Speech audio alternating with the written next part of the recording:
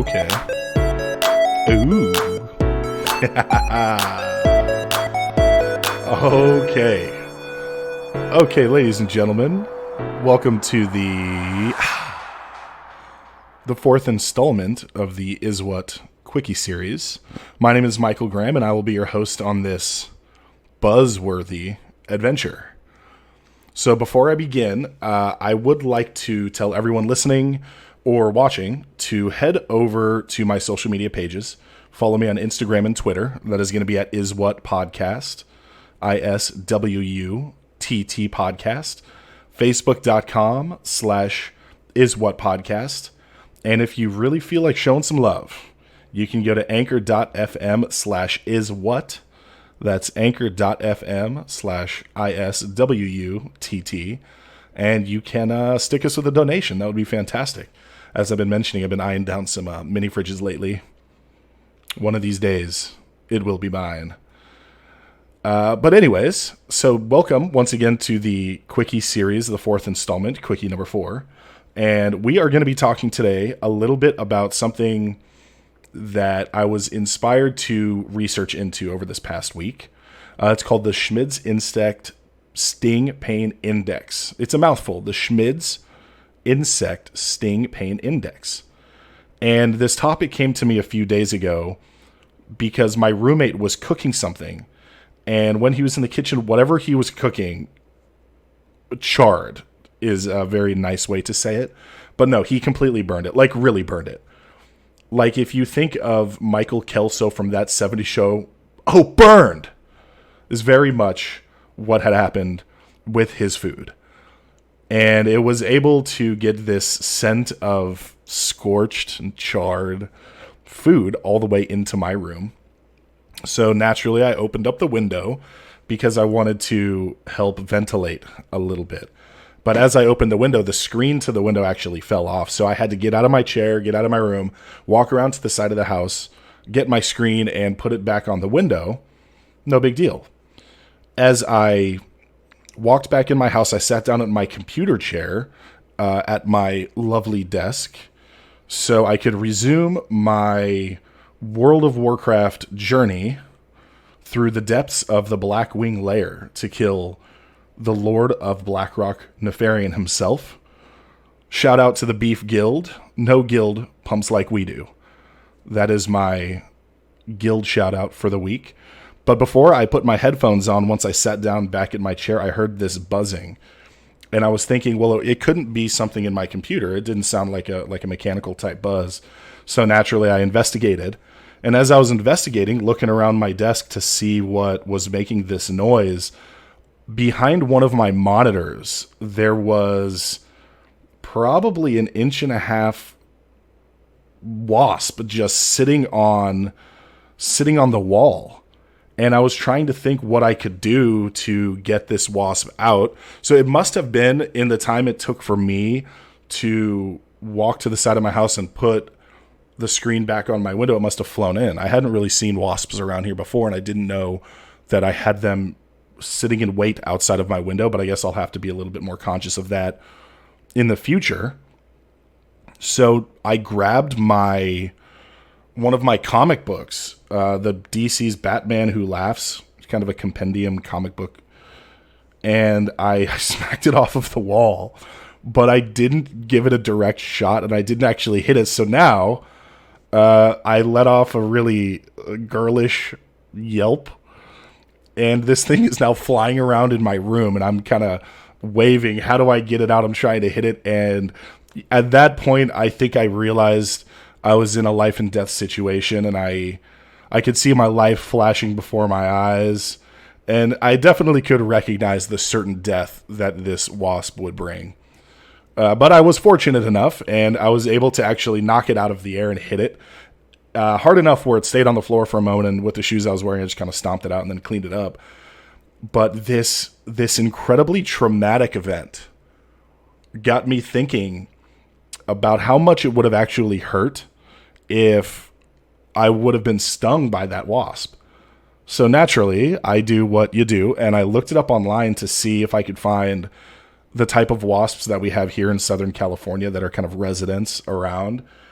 And while I was doing this research and trying to find what type of wasp I just had my fateful encounter with, I came upon this Schmidt's Insect Sting Pain Index. So I read a little bit further into what this index is and how it came about. So I want to cover this really quickly because it's wildly fascinating. And there are a few people that have actually taken Schmidt's index and attempted to go through the entire index, and I'll talk about that a little bit more towards the end. So Justin Schmidt is the name of the gentleman who came up with this index, and he's an entomologist. He studies insects, and he wanted to build a scale that would reflect how badly it actually hurts to be stung by certain insects in the animal kingdom. So prior to creating his sting index, Schmidt said he had been stung by, I guess, what you would call your garden variety of insects: honeybees, yellow jackets, wasps here and there, some beetles have bit him, that kind of thing. But never anything to really pique his interest in this. But then he was at a conference when he was in Georgia, and while he was in Georgia, which is home to the easternmost extension of what is called the harvester ant, which is outlined on the index, he was bitten by one of these harvester ants, and immediately his reaction was, oh, okay, there we go. That is a real bite. And he wanted to find out if all bites, or stings in this case, were created equal. Prior to the index that he's created, entomologists would rate different insects' toxicity levels and really how much killing power these insects had compared to what they would normally be stinging. Things usually their size a little bit bigger, a little bit smaller, but not anything that's the size of a human necessarily. And while they would actually rate the different toxicity levels in these stings, there was nothing that helped categorize how painful actually these stings are. So the reason he created this sting index was really to help us as humans have a healthy respect for these insects that are around us. And I certainly do think healthy respect would be the word. If I would know by walking in my backyard that there was something buzzing around and I knew that that was a level 3, I would probably get out of there as quickly as I possibly could without disturbing this creature. So Schmidt decided ultimately to rate all of these stings based on 1 to 4. So he chose 1 to 4 because he really needed a way that he could record the results in his computer, because you couldn't just say, oh, ouch, and my computer immediately knows how much pain I'm actually in. He needed a way to log it on his computer, but who knows? If you go back and you listen to my episode about artificial intelligence, we very well may be able to just tell our computer, ouch, and it will know how much pain we're in. But go back and listen to The Intelligence is Artificial by the ISWUTT Thank you very much. That was my shameless plug. So the way that Schmidt actually made these ratings, he chose, as I said moments ago, from 1 to 4 in multiples of 10. So level 1, take 10 stings from a level 1, and that's level 2. 10 stings from level 2 makes level 3. 10 stings from level 3 makes level 4. And that's really the way that he went about categorizing the different stings that are in the insect world. So we'll start with level 1. At level 1, Schmidt puts the stings that really are not very painful. I'm sure it's painful regardless, but in comparison to the rest of the list, it's quite mild. So the way that Schmidt describes a level 1 sting is, he says, quote, "It's almost pleasant, as if a lover bit your earlobe a little too hard." So that is what Schmidt says, and I think that quote proves that this guy is an absolute madman, but we need to have respect for him because he's doing the work that you will never catch me doing, which is going around the world and getting stung by all of these insects to see how badly it actually hurts. So level 1 includes insects like the southern fire ant, the western paper wasp, and the digger bee. So, and really it's most small bees that are all included there. So that's level 1, a little bit painful, nothing too difficult to overcome. Now we have level 2. And initially, Schmidt put the Western honeybee as the baseline for stings on level 2. This is where it's starting to ramp up a little bit. And when you get stung, you really notice because it does start to really give you that pain. So the way that he would describe the pain in level 2 is he says it's a debilitating pain of a migraine contained to the tip of your finger. So really wherever you get bit, wherever you get stung, it's almost like that everlasting pain. That's certainly no bueno in my book. So he puts various wasps, larger bees, and some ants. Specifically, you have yellow jackets, the Asiatic honeybee, and the bald-faced hornet. So as I was going through, I looked up a lot of these insects that are on the list, and none of them look very friendly.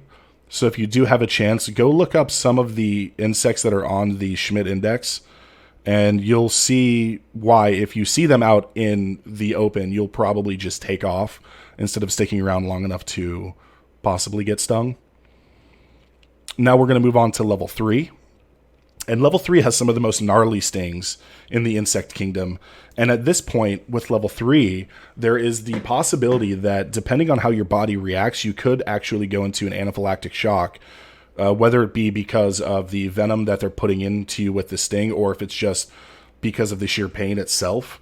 But this is where it really starts to ramp up. And the duration of most of these level 3 stings, they can last anywhere from a minute to 2 minutes, like you would have with the red paper wasp. Or if you have a sting like the velvet ant, which is not actually an ant, it is a wasp. So don't worry, it's not just going to sting you and have that sting last for up to a half hour, but it's also going to fly around and come after you and try to sting you from the air. So no, don't worry, it's not a big deal. Just a terrifying creature.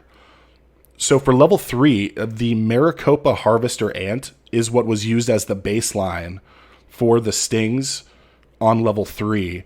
And the way that Schmidt described this is he says, after 8 unrelenting hours of drilling into an ingrown toenail, you find the drill wedged into your toe.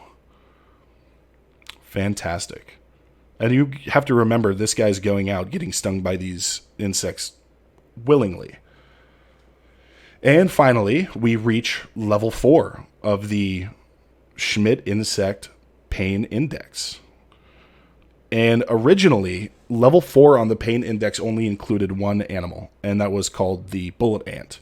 So there's one insect that was at this top tier, and eventually he added 2 more, and I'll go into those in a second. But first, the way that Schmidt described the pain from the bullet ant, he said, the pain is pure, intense, brilliant, like walking over flaming charcoal with a 3-inch nail embedded in your heel. Once again, that is my idea of a nice, relaxing Saturday night. But not so much. I would much rather hang out, eat popcorn, and watch a movie, and maybe make a fun recording for you guys, instead of walking over charcoal with a nail in my foot. Or I wouldn't want to get bit by a bullet ant on a nice, relaxing Saturday night either. Now, the bullet ant sting is really, that sting contains this paralyzing neurotoxin, and the intense pain that comes with that sting can last for up to 24 hours. If you go on YouTube and you watch a gentleman named Coyote Peterson, he actually graduates his way up some of the top insect stings in the animal kingdom, and he gets to the bullet ant. And there was a kind of a behind-the-scenes shot that I was watching with him, and it was up to 48 hours later, he was still feeling these waves of pain coming in on his arm. And when you see this guy get stung by these animals, you can tell that it's not a walk in the park. Because as soon as this happens, not only is he feeling the pain, you can see his face become this ghostly, gaunt white, and he's rolling around on the floor, and he's just yelling and yelling and yelling. In fact, Schmidt said if you're ever stung by a really, really gnarly insect, what you should do is you should lay on the floor and you should scream, because that's really all you can do. But if you're screaming at least a part of your mind is going to be taken away from the pain to focus on actually screaming. So he said sometimes that's really all you can do. You just got to lay there and you just got to scream and you just got to wait it out. Not fun. So the other two insects that were added to the level 4 and the maximum level of this pain index was a animal called the tarantula hawk. And it sounds like it is a spider mixed with a bird, but that is not the case. The tarantula hawk is a wasp, massive wasp, that once again its sting is designed to paralyze. And what the tarantula hawk will do is it'll find a tarantula and get in the tarantula's grill and start to agitate and agitate and agitate. And eventually you'll see the tarantula kind of get up on its back few legs and expose its underbelly. At that point, the tarantula hawk very quickly will sting the abdomen of that tarantula and permanently, in a moment, is completely paralyzed out of pain. And the tarantula hawk then will proceed to drag the tarantula back to its nest and lay its eggs inside of the tarantula while it's still alive until the eggs hatch and these tarantula hawk babies climb out of a still living but paralyzed tarantula. So no, they don't live, and it's not fun. And the other insect that he decided to include on this was something called the warrior wasp, which is, based on the description here, would sound to me like probably the most painful. But what do I know? I'm just a guy sitting in my room. I'm not actually getting stung by these creatures. So the way that Schmidt described this is he said it's pure torture. Like you're chained in the flow of an active volcano.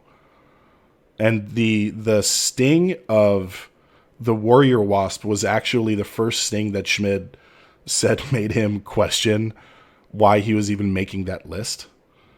I think I can tell you why you don't want to make that list, because of everything I've been reading over the last 10 minutes for you. None of this sounds pleasant or fun. But over the years, Schmidt was able to refine his scale and include different insects as time went on. And he made some adjustments to where things are rated on the 1 through 4 scales. At this point, he says that he's been stung by 78 different species, which 78 more than most of us would want. And all of his research and his time and his stings and his agony and pain and efforts, they culminated in a book that he wrote, and he published it in 2016. It's called The Sting of the Wild, and that gives a much more in-depth look into what actually these stings felt like and what he did leading up to the sting, how he took care of himself. So if you really want to dive into the journey of insect stings and feel the pain without literally feeling the pain, you might want to go check that book out. I think I'm probably going to pick it up on Amazon this weekend and give it a look through, because I'm quite curious to see what his thought process is as he's being stung. So there you have it. That is the Schmidt's Insect Sting Pain Index. Fun information. I had a great time, other than the wasp coming into my room and me having to fend for my life for a matter of moments. But I hope you learned a little something. I'll say what's up to that. Very good.